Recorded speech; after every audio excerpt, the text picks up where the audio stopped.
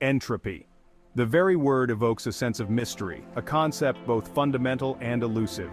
It's a cornerstone of physics, underpinning our understanding of the universe's workings, yet it remains shrouded in misconception and often invoked incorrectly. From the casual observer to the seasoned scientist, entropy's true nature can seem slippery, its implications profound yet challenging to grasp.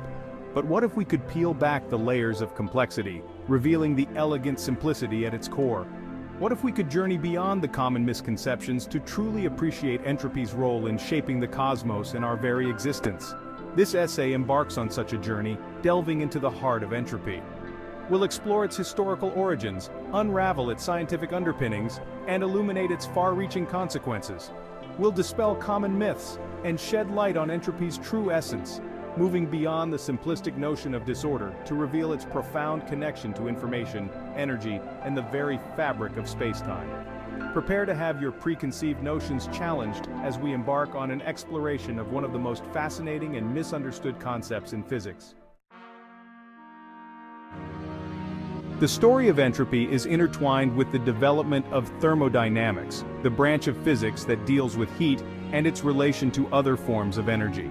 This journey begins in the 19th century, during the Industrial Revolution, a time of unprecedented technological advancement fueled by the power of steam engines. As engineers sought to maximize the efficiency of these engines, they stumbled upon a fundamental limit, a barrier that no amount of ingenuity could overcome. This barrier was entropy. One of the pioneers in this field was the French physicist Nicolas Léonard Sadi Carnot, who, in 1824, laid the foundation for what would become the Second Law of Thermodynamics. Carnot's work, though initially focused on the efficiency of heat engines, had profound implications, hinting at a universal principle governing the flow of energy and the direction of spontaneous change. His ideas were further developed by giants of 19th century physics, including Rudolf Clausius, William Thomson, Lord Kelvin, and James Clerk Maxwell. Clausius in particular played a pivotal role in formalizing the concept of entropy, coining the term in 1865. He formulated the first and second laws of thermodynamics in their modern forms, establishing entropy as a state function, a property of a system that depends only on its current state, not on the path taken to reach that state. The first law, the conservation of energy, states that energy cannot be created or destroyed, only transformed from one form to another. The second law, however, introduces a crucial caveat. While energy is conserved, it's not always equally useful.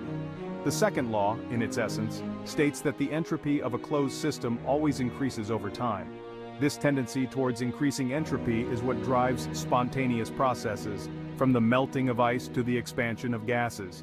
Entropy in this context can be thought of as a measure of the dispersal of energy.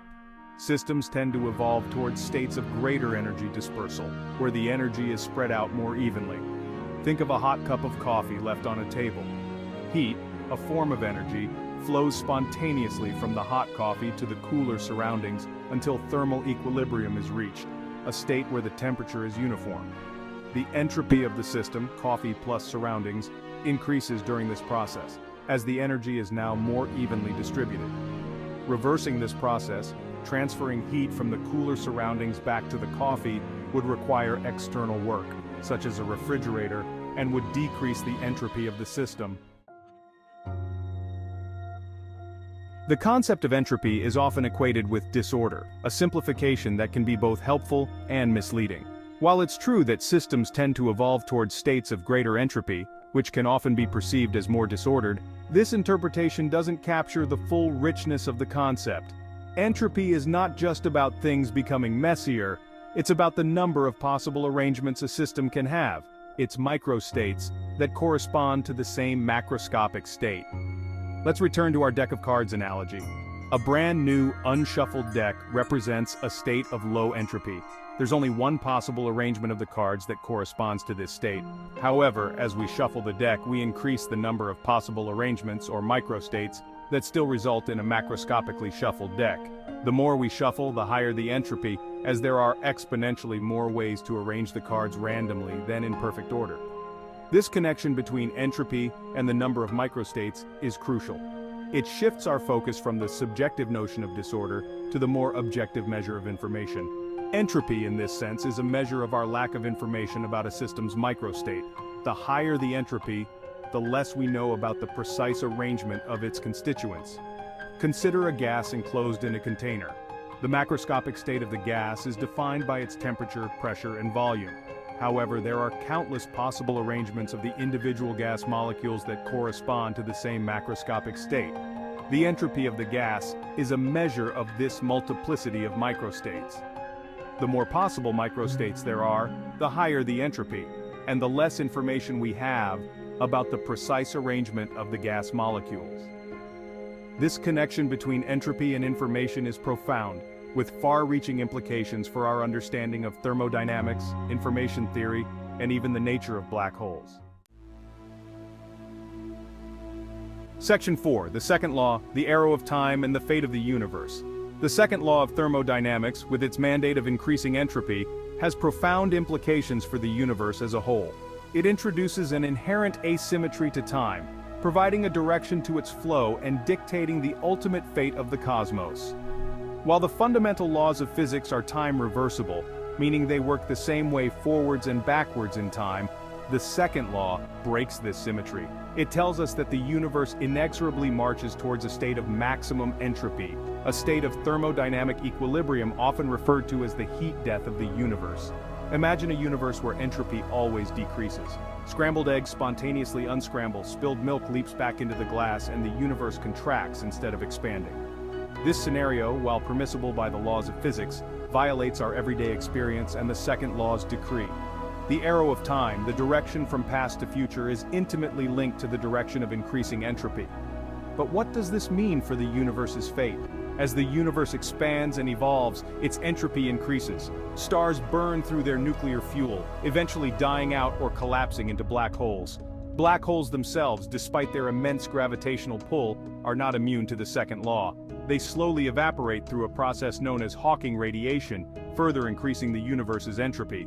In the distant future, trillions upon trillions of years from now, the universe will reach a state of maximum entropy.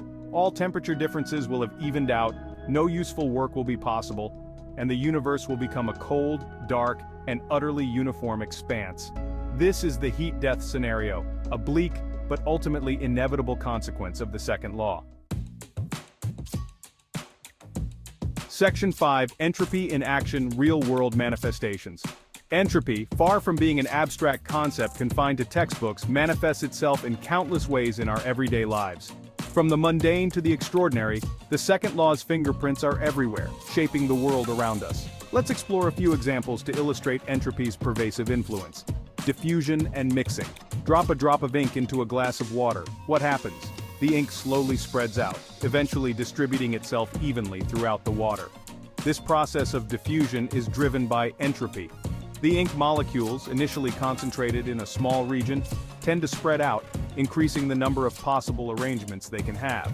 The same principle applies to the mixing of gases, the aroma of coffee spreading through a room, and even the movement of pollutants in the atmosphere. Heat transfer and thermal equilibrium. We've already touched upon the example of a hot cup of coffee cooling down. This everyday occurrence is a prime example of entropy in action.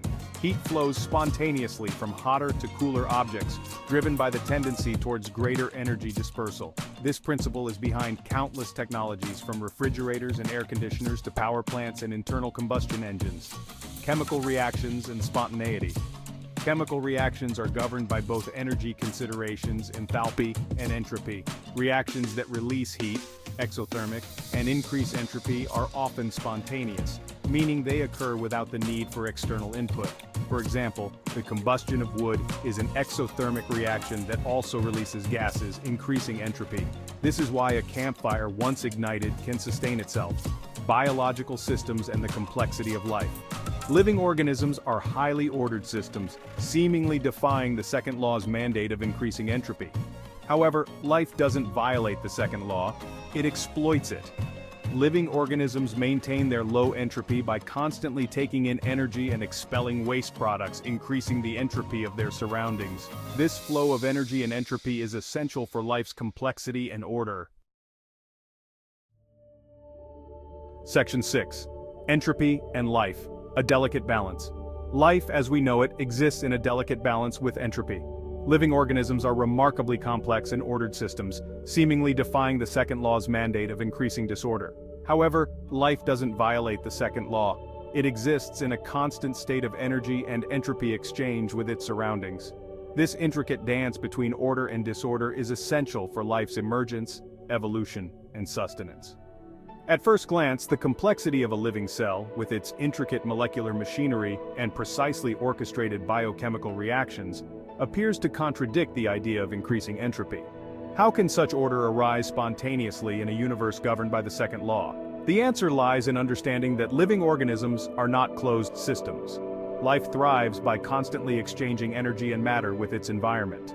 Plants, for example, absorb sunlight and convert it into chemical energy through photosynthesis, releasing oxygen as a byproduct. Animals consume plants or other animals, utilizing the stored chemical energy to power their own metabolic processes and releasing heat and waste products into the environment. This constant flow of energy and matter allows living organisms to maintain their internal order while increasing the entropy of their surroundings. The key is that the entropy decrease within the organism is more than offset by the entropy increase in the environment. In essence, life pays for its order by exporting disorder. This delicate balance is essential for life's continued existence. If the flow of energy or the removal of waste products is disrupted, the entropy within the organism will inevitably increase, leading to dysfunction and eventually death. Understanding this interplay between life and entropy is crucial for addressing challenges such as pollution, climate change, and the sustainability of our planet's ecosystems.